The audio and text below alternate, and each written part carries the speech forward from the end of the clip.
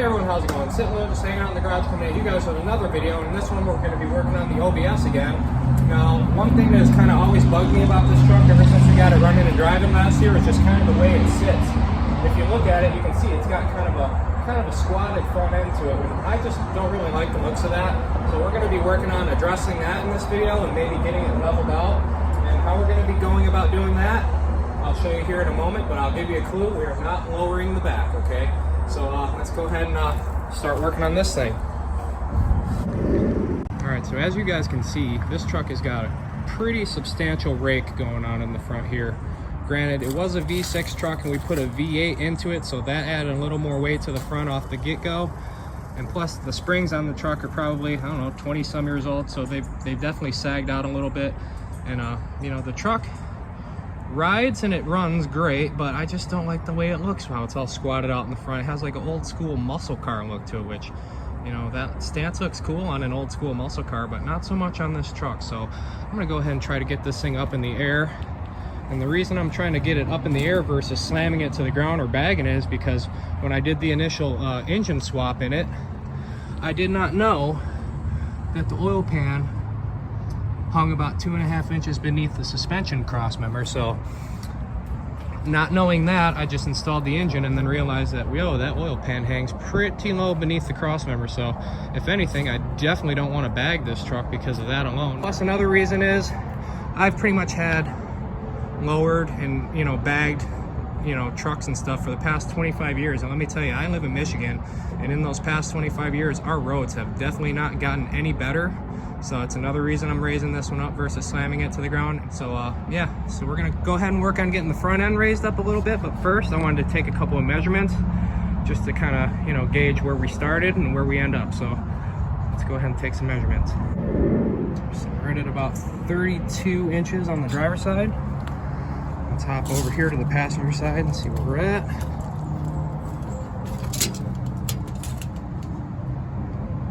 A little bit higher on this side. It's still roughly 32. Let's just call it 32. Let's go to the back. Take a quick measurement off the back, see how we're sitting. So wheel arch. In the rear, we were at about 35. So between the front and the rear, it's the distance between the top of the tire and the wheel arch, we're sitting at about 3 inches lower in the front. So these are 4-inch lift spindles that I'm putting on the truck. So if my calculations are correct and if all goes well, we should be sitting at around 36 inches, give or take, in the front, which should give us a nice level look. If anything, it'll be a little bit higher in the front, which will give us kind of like a, you know, cool stadium truck kind of look, which will be kind of neat. So anyway, guys, I just wanted to take those quick measurements. I'm gonna go ahead and pull this thing in the garage and let's get started. All right, guys, got the truck all backed in. Now I gotta just work on getting the wheels and tires off and getting this thing up in the air so we can start tearing the front suspension apart. So let's go ahead and start working on that.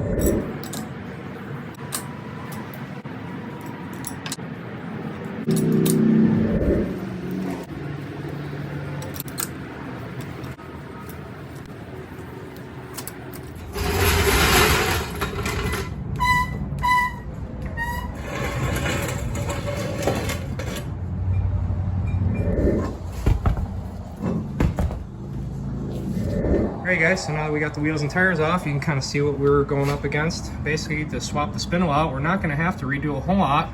All we're going to have to do is undo the upper ball joint, lower ball joint, steering tie rod here. I don't even think we're going to have to mess with the sway bar link. We're going to have to pull this brake caliper off, and we're going to also have to take this rotor off and swap it over to our new spindle, as well as this dust shield back here. We're going to have to swap this over to the new spindle. We're going to have to swap this over to the new spindle. But yeah, it's really not going to be too difficult, you guys. As far as lift kits and stuff like that goes, it's a lot easier to do a spindle lift versus like a coil spring spacer, or even replacing it with a taller coil spring for that matter. Because, you know, if you've ever played with coil springs in your life, you know that those things can be pretty flippin' dangerous when you're trying to like get everything all back into place and you got the spring under load because you're trying to, you know, reinstall your ball joint or something like that, and you know, it's just more or less like a bomb waiting to go off sometimes.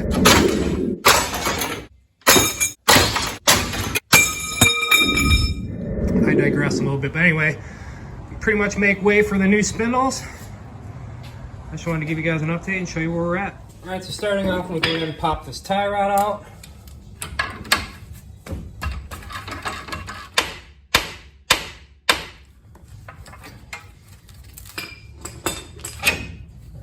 Tie rod is free, and that allows us to basically pivot this thing any way we need to. So now that we got that done and our gloves all greasy, we can go ahead and work on pulling this brake caliper off and get this out of the way. And we can work on popping these ball joints. So let's work on pulling this brake caliper now. Get our caliper bolts out. I'm just going to go ahead and remove them and set them aside somewhere safe. That is nice and out of our way. I'm just kind of suspended there. Now we can go ahead and work on getting these ball joints undone. I'm gonna grab a flathead screwdriver and some needle nose pliers, and we can go ahead and pull these cotter keys out. All right, so we got the top cotter key out. I'm going to undo this bolt here.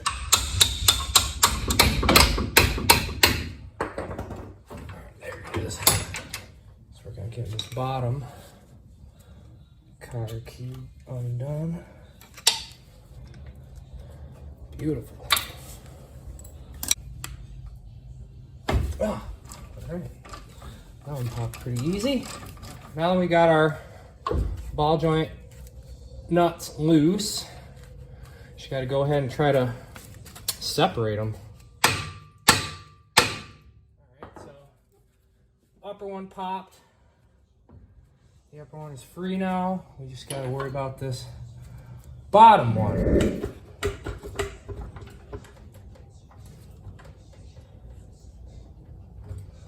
Basically, I'm lifting up, just applying a little bit of pressure. All right, so we compress the spring just a little bit. Now let's see if we can. There it went. Like I said, always, anytime you're dealing with coil springs and stuff, it's always sketchy. All right, guys. So now that we got our ball joints undone and our spindle is basically ready to come off, all we got to worry about now is getting this ABS wire disconnected. Okie dokie. We have a ABS sensor wire. Like I said, I've never pulled the spindle off this, so I don't know what to expect. I mean, my logic tells me that the shock is going to hold everything together, but still, that's a lot of stress being placed on that shock absorber. So I figure let's give it a little helping hand here with the old jack. There. Like I said, just to kind of give it a little something to seat on. So,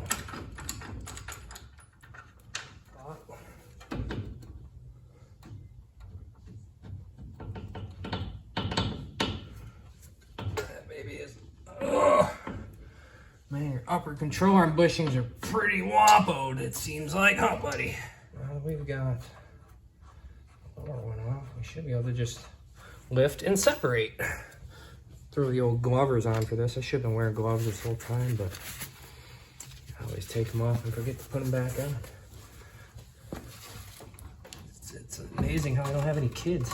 All right, so as you can see, we've got our old spindle. Now we just got to go ahead and put on a new one. All right, guys, here's the brand new spindle. Just going to set that baby on there. Just like it. Set that puppy down in there like it.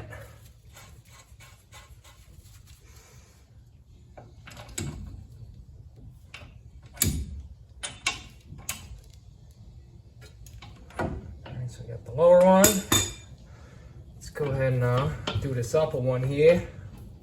Grab this other castle nut. This is called a castle nut because it's got these little relief cuts for a cotter key, and it kind of makes it look like a castle. The more you know, right?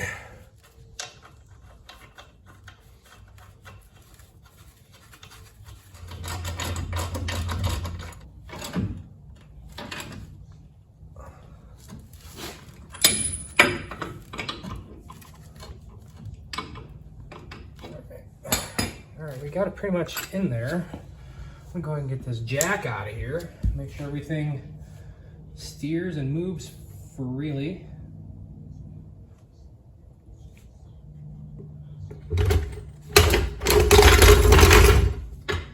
Make sure it steers lock to lock in both directions. As you can see, it already doesn't. What the fuck? All right, guys, so I pretty much narrowed down why and where it's hitting on. It's probably easier to see from this side. As you can see, this has a shoulder on it, and that's where the ball joint goes through, but it steps down here to compensate for the angle of this control arm. But anyway, when you turn the spindle, you can see where it starts to lock up on the control arm there. Same thing with on the back side. It's even worse on this back side. You barely get any turning radius out of this one. So there's two things I could do, and I may have to do a little bit of both, but I'm gonna go ahead and pop this upper arm out again, and I'm gonna try to shave down that corner and just kind of give it more of a rounded like radius to allow it to be able to freely move under here. And if I have to you know, shave a little bit out of this outer edge as well, then so be it. I don't want my steering to bind. You know, that's just a safety issue there. And you know, you definitely don't want, you know, granted, it only does it when the suspension is in full droop. When I had the jack under it, it pivoted just fine. But let's say you want to do the brakes on the truck or something like that, you're trying to work on it, and you got the front end of the air tires off and the suspension is in full droop, and you got to like turn the wheel back and forth to, I don't know, whatever. You know, I don't want to be binding and all ghetto with it. So all right, so here you can see around that corner where that was making contact.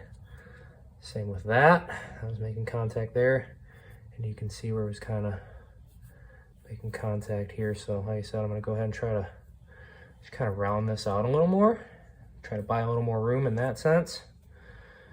And then, like I said, if I have to, try to fold this edge up, but if I can't fold it up, just maybe nibble a little bit out of it. So anyway, I'm gonna get working on that.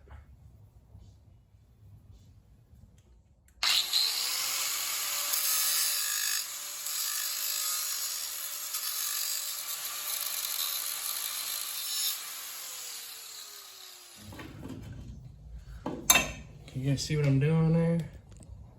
Just trying to put a wrench on this thing. Just kind of bend it up. That's a whole lot better than cutting it, I would think. I don't want to cut it. I have to touch that up with some paint. Wonderful. But this is all to be expected. Let's go ahead and give that a testaroni. Well, we already got full lock that way. We're not rubbing no mo, so that's nice. You gotta line up the freaking cotta keyholes though too. Gotta keep that in mind. Yeah, we got plenty of clearance now. That's like perfect, so we're good there.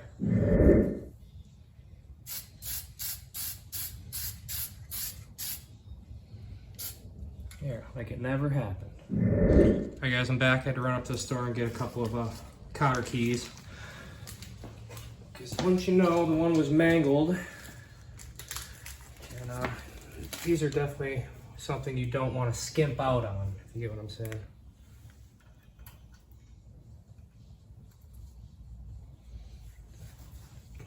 One.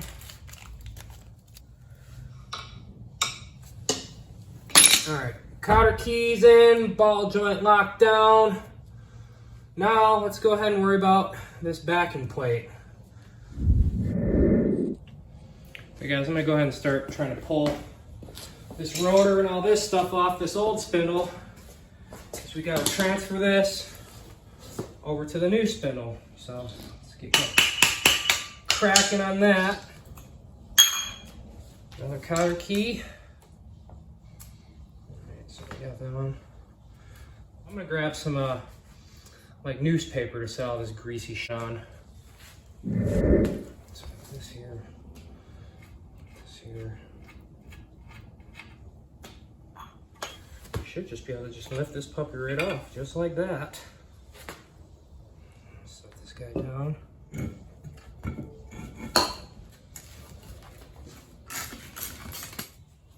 All right. So this is what we're after now. All you got to do is transfer this guy over to our new spindle. Alrighty guys, so here is a side-by-side comparison of the factory spindle and the new lift spindle. As you can tell, pretty much in relation to where the ball joints mount up, this spindle is pretty much just spaced down about a good 4 or so inches than the factory one. As you can see, this thing is pretty darn bulky and weighs a hell of a lot more than the factory one. Anyway, here's a quick side-by-side comparison just so you guys can see the size difference. All right, so we got our backing plate on there. Let's go ahead, throw our rotor up on there. Before we do this, I'm gonna go ahead and throw a dab of grease all around here. All right, let's go ahead and seat this guy back on there. Set this puppy on there.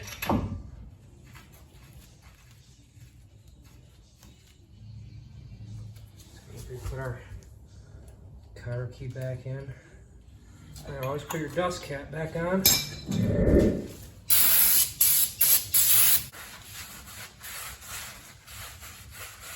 go ahead and try to throw this guy back on there and just see if we get lucky.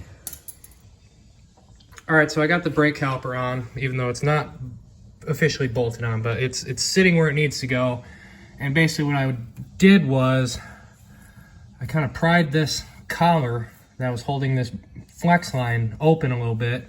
Had to spray some penetrating oil in there because the thing was, you know, frozen stiff. But I was able to, as you can see, I was able to pull, I don't know, I'd say about 1.25 inches, maybe an 1 3/8 through here. And I could probably tug on this and maybe pull it a little more, but I really don't want to do any more because I think ultimately the best thing to do would be to replace these anyway. Because granted, you know, it's in full droop now and it's under tension. You know, you don't want your brake lines to be under tension like that.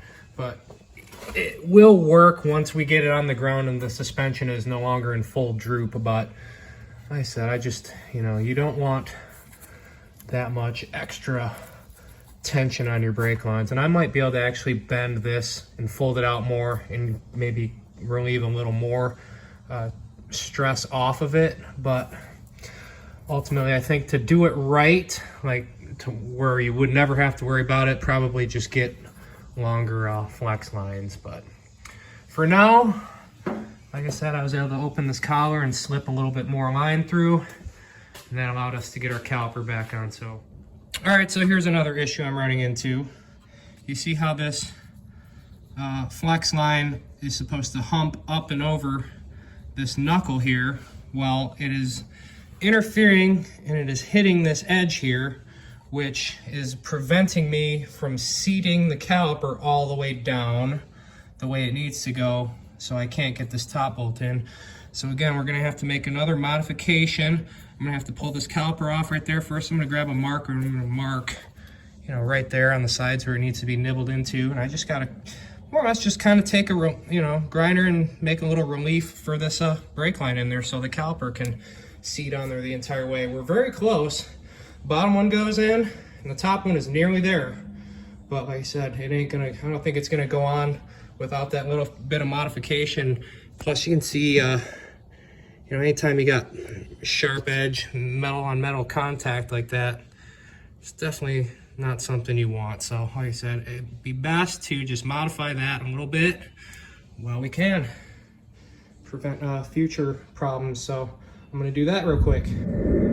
All right, so as you can see, I more or less just made a little, you know, little relief in there just for that brake line to be able to snake through there. So as long as it ain't hitting that there, caliper should go around just fine now. So let's test fit it and see if we made any difference.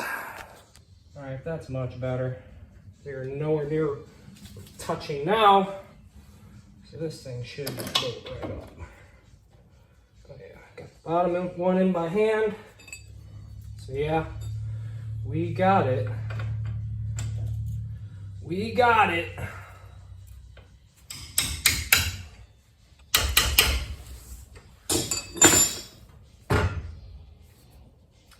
They're not tight. As far as the brake lines go, they're not tight, but they're not loose. You get what I'm saying? I definitely won't plan on extending those down the road though, that's for certain. But we're officially all back together. I'll wipe off these brakes again, just because it looks like I got a little more fingerprints on them. But yeah, all I gotta do is put the tie rod back in. Pin up this ABS connector, which I'll just go ahead and fish this up there right now. Alright, got that baby plugged in, easier said than done. And there's this stud that holds that bolt down in place.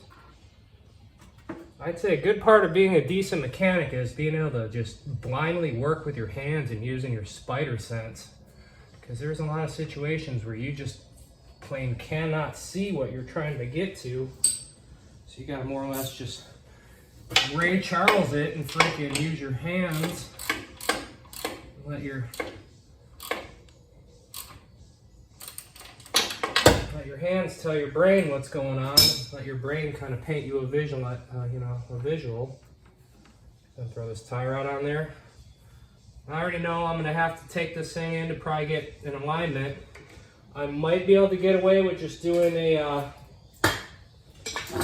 toe in, toe out, since I didn't alter the whatchamacallit. I might get away with not having to get the camber and caster adjusted. I just have to worry about the toe in and the toe out, which I can already tell it's already pigeon toeing inward. Like tires are going to be like this when it's all put back together. So we're definitely going to have to do an alignment of some sort. Let's tighten this back up.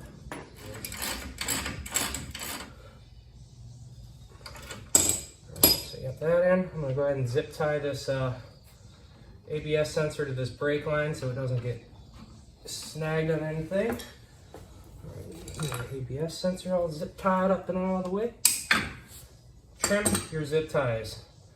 One of my biggest pet peeves is when people use zip ties and they don't trim the access off. So with that ABS sensor and that zip tie in place, we got our brake caliper all hung up and everything, we're officially done with the passenger side. So now that we know what it takes and what modifications we're going to have to do, we'll be able to just fly right through the driver's side, knock on wood. Alright, so one thing I did read online about this kit, these particular spindles here, is once you install these, you will no longer be able to use a stock 15-inch wheel. So I don't know if that's true or not, so I got one of my stock, chrome wheels here. I'm gonna go ahead and try to test fit it just to confirm and see if whether or not that is in fact true or not, just so you guys have an idea if that's the case. And interesting, the wheel is on there and it appears to be seated all the way. Let's bolt it down just to see, because I don't want to tell you guys one thing and then come to find out once you actually tighten the wheel up, it's a whole different story. So let me grab some lug nuts real quick. All right, got 4 of the 5 on there. Ooh, I felt a little something. I felt something, Rob. Let's take a look. Wheel weight. It's this spindle snagged a wheel weight. Depending on how much and what style of wheel weights you got on your 15-inch wheels, you might end up hanging, if you got the ones that clip on the edge of your rim in the back there, that's the only thing that's actually rubbing. Other than that, there's a good 3/8 of an inch all the way around here. See, I'll spin it all the way around. Right when it gets to that wheel weight again, you can see it snags right there. So, and we're for that wheel weight, I think 15-inch wheels would work fine. Granted, these are like the Sport Edition wheels. These aren't the steel wheels, so they might have a slightly different offset. But if worse come to worse, 1/4-inch spacer or whatever would take care of that issue with that. So yeah, you could actually use the 15-inch wheel if you got the sport wheels, that is. Cool. All right. Moving on to the driver's side. All right, guys, so I'm gonna go ahead and get started on this driver's side. Start by pulling this tie rod off.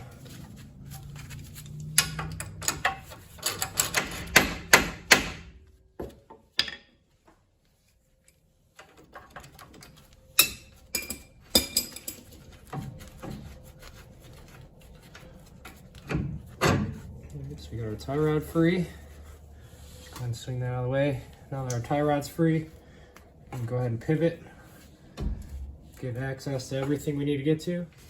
Go ahead and pull this caliper off real quick.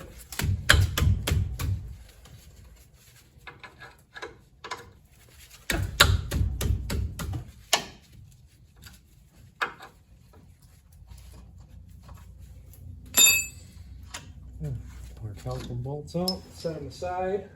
Let's go ahead and hang our get our caliper friend up and out of the way here. All right, now we can go ahead and get these cotter keys out. Come on out. We got that one.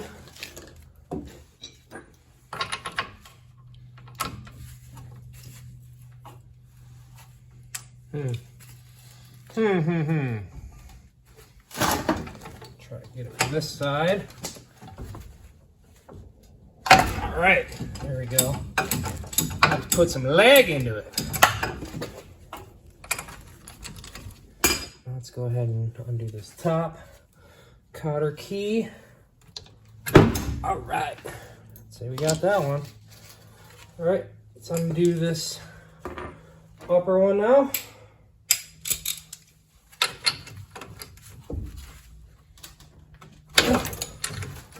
I don't know if it's as bad as the lower one. Still kind of a pain though. All right. All right, guys, so before I go any further, I'm going to go ahead and disconnect this ABS sensor wire. All right, got it. Okay, we got our ABS sensor out of the way. Now all we got to do is just a few wackadoodles here and there, separate this spindle from this these ball joints, and we'll be able to just remove these nuts the rest of the way and pull everything apart. So let's get after it. Alright, so we got the upper one popped. Now we just got to go about getting this lower one popped. The way I'm going to go about doing that, so I'm going to go ahead and get this ABS sensor out of the way first. So I'm going to whack that with a freaking mallet. I'm gonna put a jack underneath here again, just to relieve some of the pressure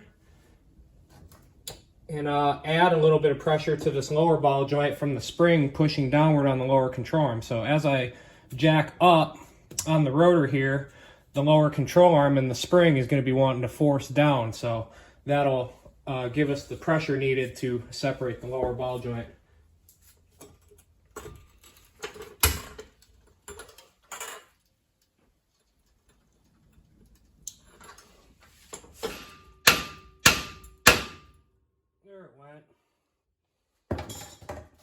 Nice solid thud that you hear. That was the ball joint letting go.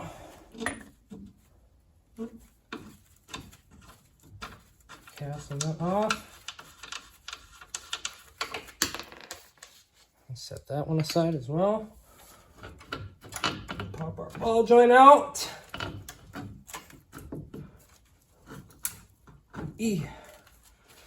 Now we should go ahead and be able to lift that up out of the way. All right. Now it's time for the new spindle. Let's set the new spindle on there, just like that. That's bottom nut on there.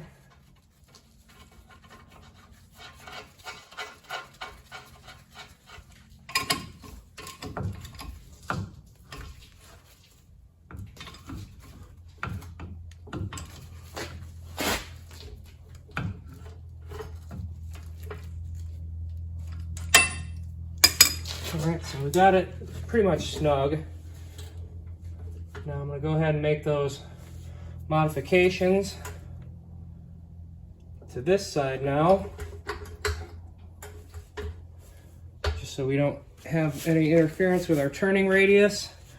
And I'm also gonna correct that back there while we're at it. That way it's all said and done with, and we just throw it all back together. So.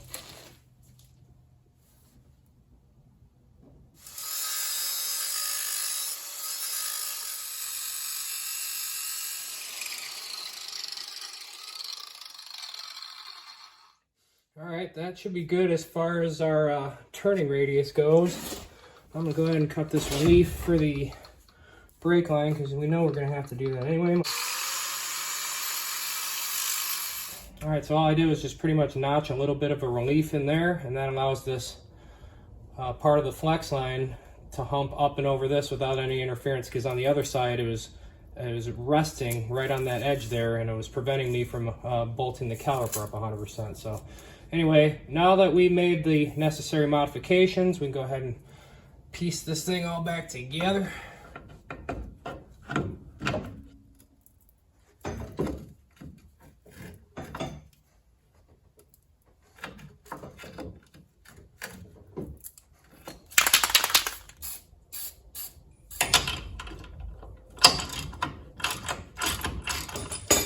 Alright, so I got the upper one locked down. Just gotta throw a cotter key in it. Alright. Let's go ahead and lock this bottom one down, put the cotter key in this one.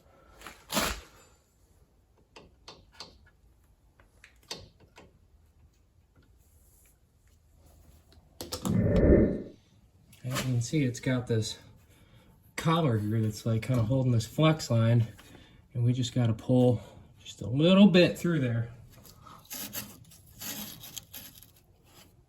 Anyway, now that we got our brake line free, and we'll probably be able to get it seated on there, I'm gonna go ahead and work on getting the rotor. I'm gonna go ahead and work on getting the backing plate put on this one, then worry about getting the rotor on, and then we'll be done. All right, so the last thing I pretty much gotta do is I gotta transfer this rotor and this backing plate and the bearings and all that over to the new spindle. So I'm gonna pop this cap off real quick. Another cotter key. Man, that one was even looser than the frickin' driver's side one, or passenger side one. Alright, so set that aside. Let's go ahead and just slip this rotor and everything right off in one. And set that aside right here. Now we gotta pull this backing plate off.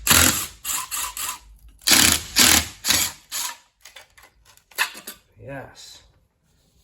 Alright guys, so we got our backing plate and our ABS sensor on. Let's go ahead and get this rotor and all that stuff put on. Smear some grease on here. Like I said, if anything, it'll prevent it from rusting. I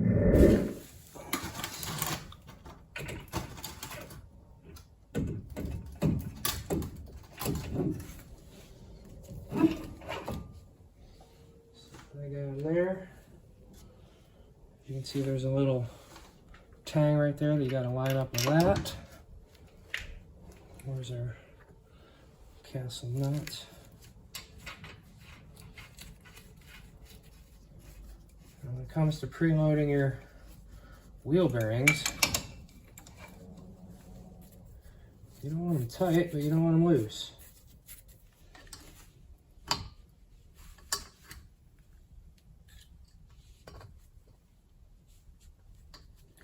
All right, let's go ahead and plop our dust cap back on there.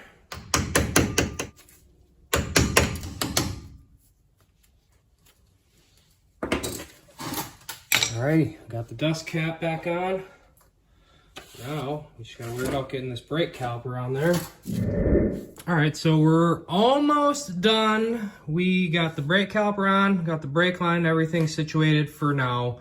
ball joints and everything, cotter keys in. The only other modification we're gonna have to make is, you see right here, this was the bump stop where the factory spindle used to bump and lock and stop into when it had the factory spindle. But as you can see now, this is coming into contact with the brake caliper whenever it is turned all the way, so we can't have that. So we're gonna have to either just cut this bracket off right there or grind those rivets off and just knock this bracket off. But either way, we got to get rid of this bracket, and that will allow us to steer with no interference from this bracket hitting the caliper. So I'm gonna go ahead and work on that.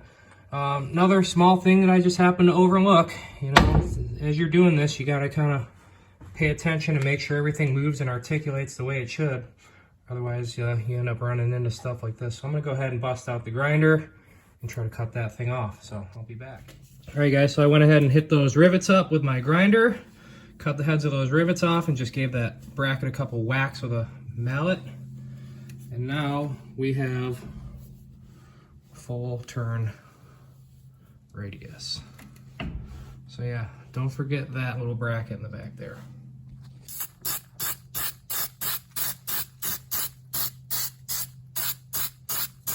There you go, like it never happened.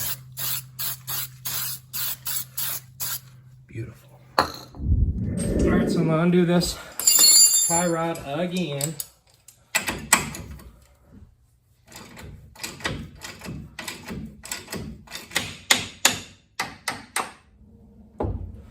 So I'm just gonna go ahead and cut those two rivets off, and then we'll be able to just knock this thing right out of there. So always wear safety glasses when you're doing this.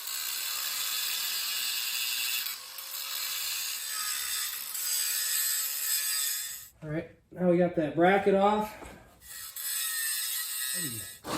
So now we should have full lock this way as well. Yes, indeed. As before, when the brake caliper was on there, we would have been hitting that bracket. So I'm glad I caught that. All right, you guys, so I've got everything finalized and put back together. Passenger side is completely done, as well as the driver's side. As of now, I just kind of loosened these collars here and spun these out 10 turns just to kind of give me a ballpark and bring the wheels out just a little bit. I know I'm probably gonna have to get in alignment. It's probably definite, but in the meantime, this will at least get me out a little bit more, further where I need to be. So yeah, all right, you guys, all I gotta do now is just put the wheels and tires back on it and get it off the jack stands and see how it sits. So I'm excited, so let's go ahead and do that.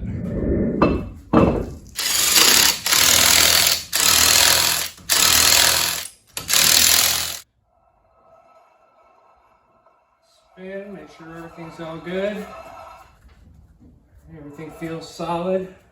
Let's go ahead and throw the other one on.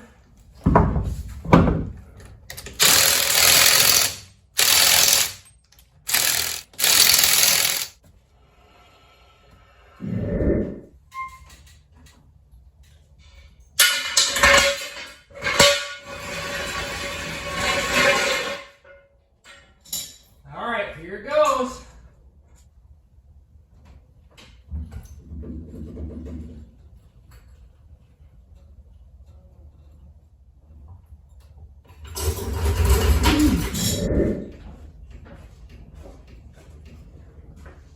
You're definitely lifted.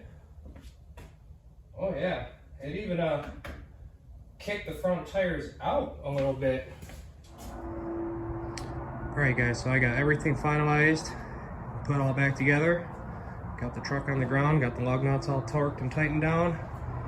As you can see, we're sitting pretty level right now. If anything, we're actually about I'd say maybe just by looking at it, maybe a inch or so above level in the front.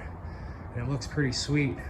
And not only did it lift the front up, it actually kicked the tires out a little bit. As you can see, I got a little bit of tire poking out of the wheel well now.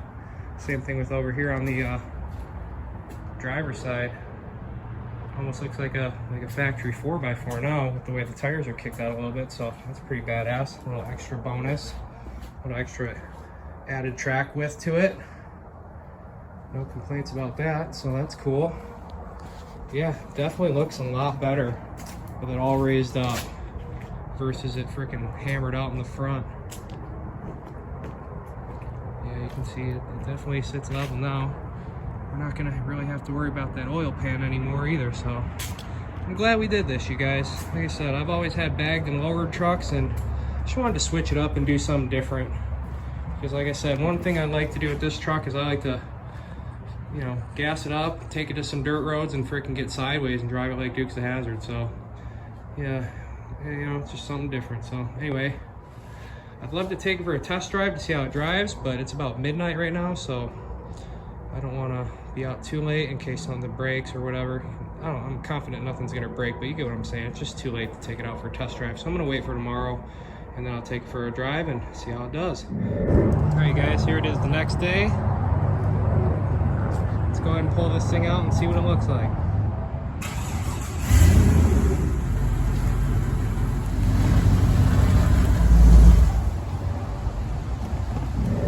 All right, guys, so now that we can step back and really get a good look at it, I think it looks absolutely perfect.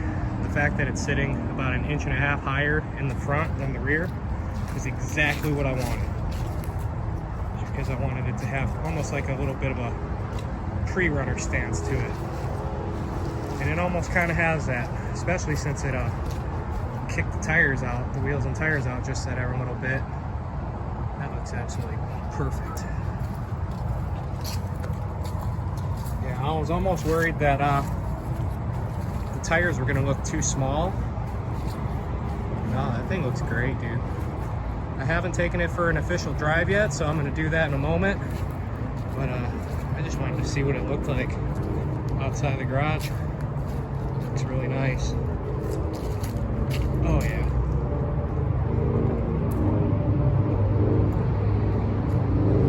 Like I said, it wasn't even hard to do. If I wasn't filming and documenting the whole process and trying to explain and narrate everything, I could have, you know, got these spindles installed in probably less than 4 hours. You know, 2 hours per side if you just work diligently and just keep at it. And plus I had to make a couple of modifications, as you guys saw, just to kind of get it to turn, which is unexpected, but hey, these are the things you run into when you're doing, you know, custom this and that's on vehicles that weren't designed to be like this. So anyway, I'd rate this job on a level of difficulty. Like if you're, you know, a competent mechanic, maybe a 4 out of 10, maybe a 5 out of 10 if you are dealing with like rusty ball joints or stuff like that. But yeah, that looks sweet, dude. Looks really nice. It almost looks like a factory 4x4 now. Just like I said, how the track width is a little bit wider in the front. If anything, I almost want to get some spacers for the rear and kick the rear out now, but I'm just gonna run it for now.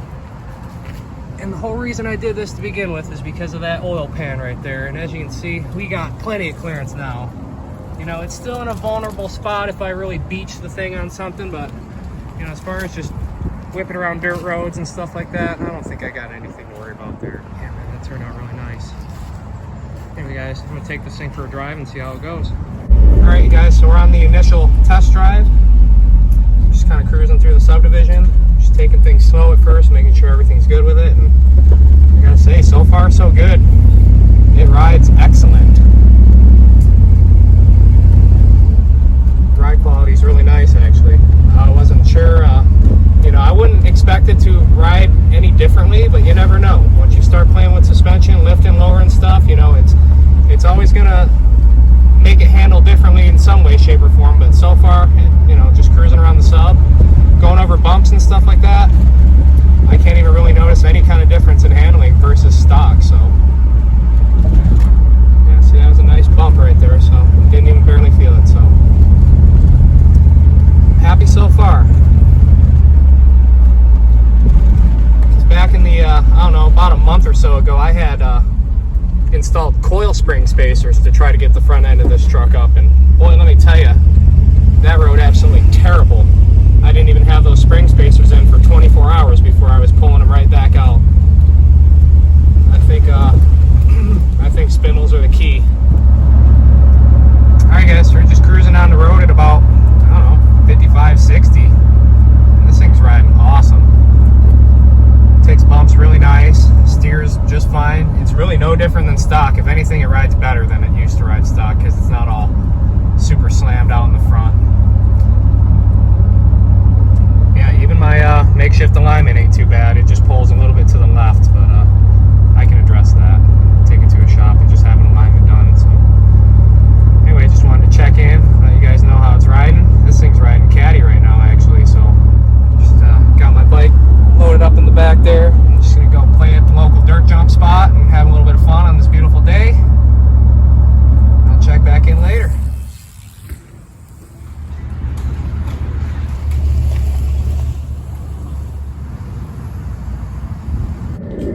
Alright guys, so now that I've got about 30 or so miles on it, everything's settled in. Let's go ahead and take the final measurement and see where we're at. I'd call that about 36 3/4 from the ground to the bottom of the wheel arch. So definitely raised this up about 4.5 inches overall, so perfect. So alright you guys, final thoughts after driving it around for a little bit and getting used to it. I gotta say man, so far I'm really liking it. It rides no different than stock. If anything, it rides a little bit better now that it's nice and level. And I gotta say, it looks a hell of a lot better as well. This is gonna be a nice change of pace from what we've been doing for the past 20 or so years. And like I said, this is just a fun little truck that we can rip around in the summertime and have a little bit of fun with. So anyway, that's gonna do it for this one, you guys. If you got any questions or comments, be sure to shoot them in the comment section below and I'll be sure to answer them the best I can. And until then, I'll see you in the next one. Thanks for watching.